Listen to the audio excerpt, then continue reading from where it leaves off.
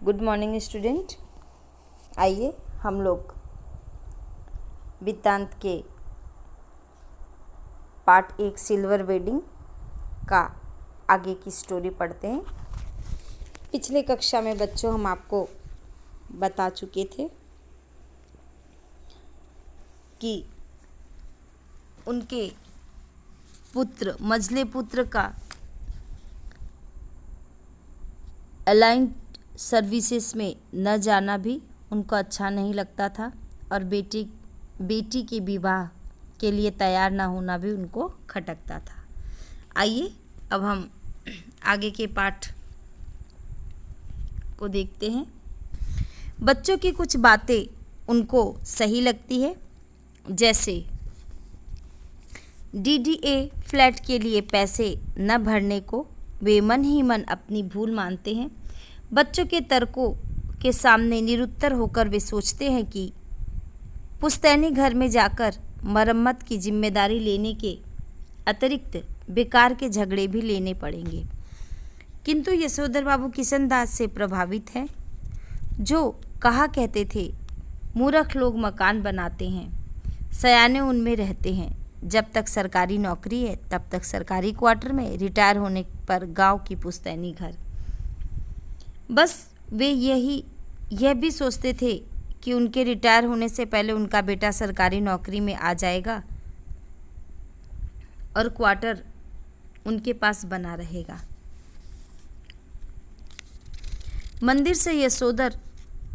मंदिर में यशोधर बाबू की मानसिक दशा। आज प्रवचन सुनने में यशोधर जी का मन नहीं लग रहा। वस्तुतः वे मन से धार्मिक अथवा कर्मकांडी नहीं हैं। वे तो अपने आदर्श किशनदा की परंपरा का निर्वाह कर रहे हैं।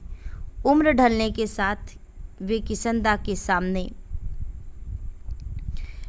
उनके ही समान मंदिर जाने लगे, संध्या करते हैं, गीता प्रेस गोरखपुर की पुस्तकें पढ़ते हैं, किंतु उनका मन इन चीज़ों में नहीं लगता है।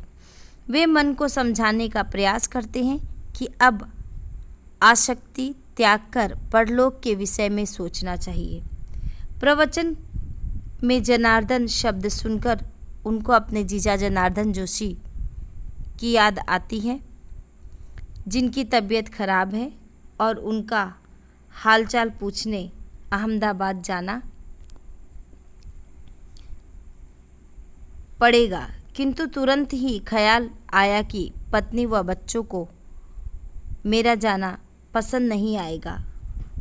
उनके बच्चे व पत्नी का विचार है कि बिखरे हुए संयुक्त परिवार के प्रति यशोधर बाबू का एक तरफा लगाव आर्थिक दृष्टि से सर्वथा मूर्खतापूर्ण है।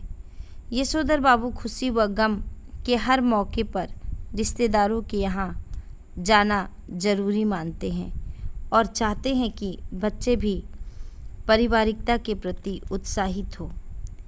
पति पत्नी में मतभेद। यशोधर बाबू की परंपरागत रूप उनकी पत्नी को पसंद नहीं है। उनकी पत्नी का मत है कि उनके पति ने स्वयं कुछ देखा ही नहीं। माँ की मृत्यु के बाद यशोधर विधवा बुआ के पास रहे, जहाँ बुआ का लंबा चौड़ा परिवार नहीं था। मैट्रिक करके दिल्ली आए तो वे कुंवारे किशनदा की छत्र छाया में रहे। किशनदा के पास गवई लोगों से प्राप्त ज्ञान था, अतः उनकी पत्नी को उनकी बुजुर्गियत पसंद नहीं है। यशोधर की पत्नी का वगैर वहाँ की ब्लाउज पहनना, रसोई के बाहर दाल भात खाना, ऊंची हिल वाली सैंडल पहनना समहाउ इनप्रॉपर लगता है। यशोधर जी की अभिलाषा। यशोधर जी चाहते हैं कि समाज उन्हें सम्मानित बुजुर्ग माने। मेरे बच्चे मेरा आदर करे और हर बात में मुझसे उसी प्रकार सलाह ले जैसे मैं किशनदा से लेता था।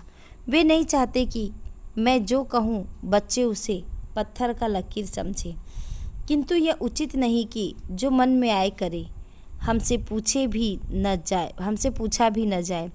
वे अनुभव का कोई विकल्प नहीं मानते। वे चाहते हैं कि उनके बच्चे उनसे कहे कि पापा दूध लाना, सदर बाज़ार जाकर दाल लाना, पहाड़गंज से सब्जी लाना, राशन लाना, CGHS डिस्पेंसरी से दवा लाना, डिपो से कोयला लाना जैसे काम छोड़ दे। वे चाहते हैं कि उनका बेटा अपना वेतन उनको ला के दे, किंतु उनकी इस इच्छाओं की किसी का ध्यान ही नहीं है। घर पहुंचने पर सब्जी का झोला लेकर टूटी फूटी सड़कों से गुजरते हुए यशोधर बाबू जब अपने घर पहुंचे तो उनकी दशा द्वारका से लौटे हुए सुदामा जैसी थी। घर के बाहर YD पंत नाम की उन्हीं का लिखा था, किंतु उनको लगा कि किसी गलत जगह पर आ गए हैं। क्वार्टर के बाहर एक कार थी, कुछ स्कूटर मोटर साइकिलें खड़ी थी।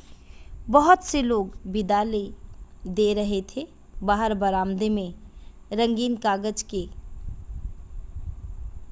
झालरें और गुब्बारे लटके हुए थे और रंग बिरंगी रोशनियां जली हुई थी। बड़ा बेटा भूषण कार में बैठे हुए किसी साहब से हाथ मिला रहा था और कह रहा था कि give my warm records to your father. Yashodhar Babu की समझ में अभी तक कुछ नहीं आया था। यशोधर बाबू ने देखा कि उनकी पत्नी और बेटी भी बरामदे में खड़ी है और कुछ मेम साहबों को विदा कर रही है। लड़की के जींस और बगैर बाह का टॉप पहना हुआ है। पत्नी ने ओठों पर लाली और बालों में खिजाब लगाया हुआ है। यशोधर बाबू को ये सब समहाउ इम्प्रॉपर मालूम होता है। परिवार का यशोधर चुपके से घर पहुँचे तो उनके बड़े बेटे ने झिड़ लगाते हुए कहा, बब्बा आप भी हद करते हैं।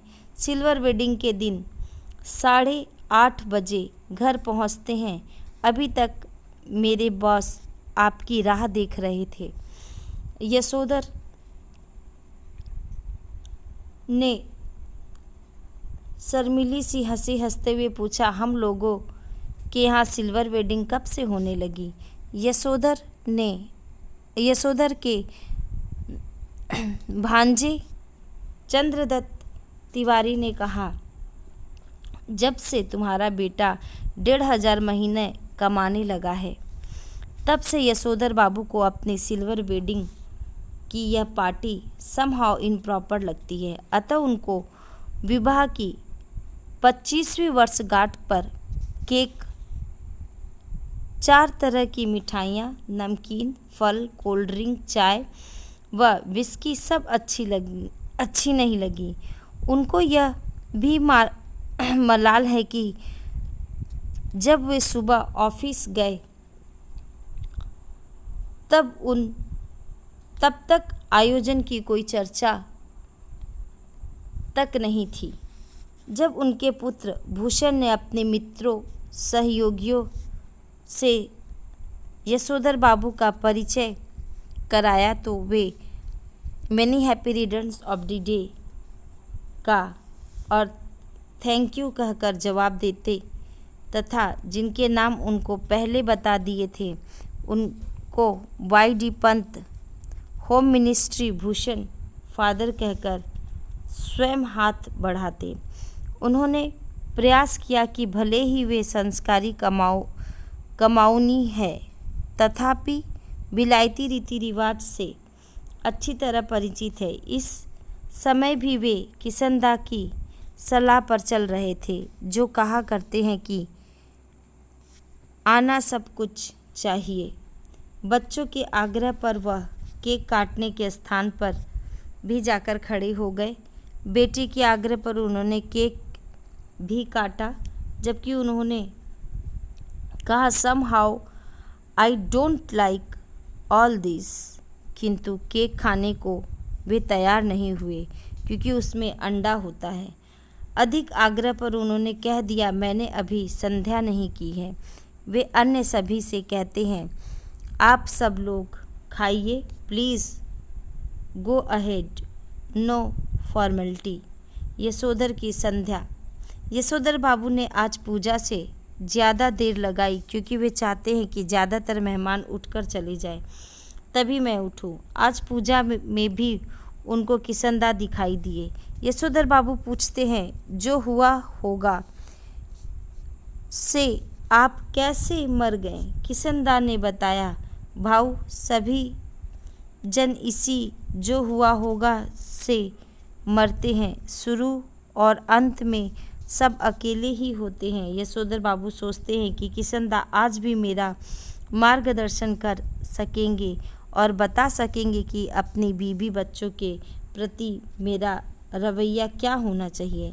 मानो वे कह रहे हैं कि जैसे आज तू अकेलेपन महसूस कर रहा है, वैसे ही एक दिन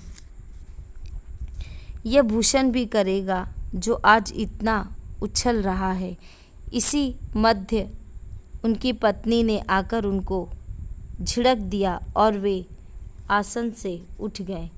आयोजन का समापन। पत्नी से रिश्तेदारों के चले जाने की बात मालूम होने पर यशोधर बाबू गमछा पहनकर बैठक में आए, जो उनकी बेटी को अच्छा नहीं लगा।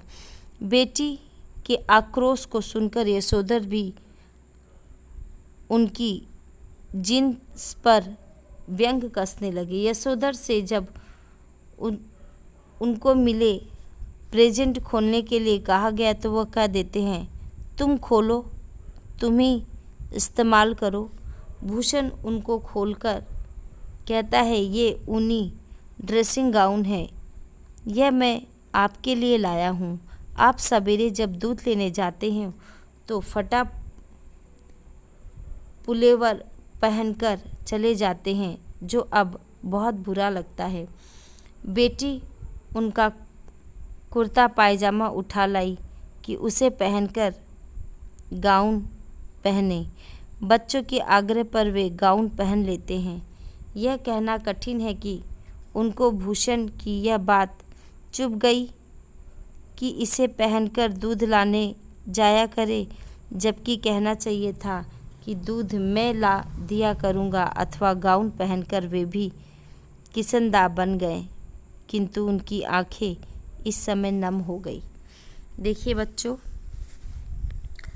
ये स्टोरी कहानी यहीं समाप्त होती है और इस पाठ में मूल क्या है यही समझना है। यशोधर बाबू सिल्वर वेडिंग नामक कहानी की चरित्र नायक है। वे नए परिवार में मिसफिट होने की त्रासदी झेलते हुए